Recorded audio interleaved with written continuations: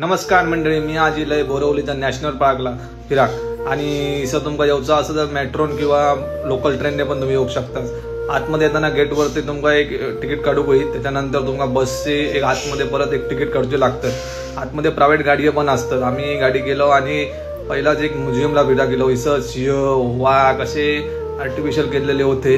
तर त्याच्यानंतर आम्ही जंगल सफारीसाठी इथं तिकीट काढू होईल परत एकदा। आणि नेटवर्कचा इश्यू असल्यामुळे तुम्ही कॅश थोडंसं बाळगूनच ठेवा।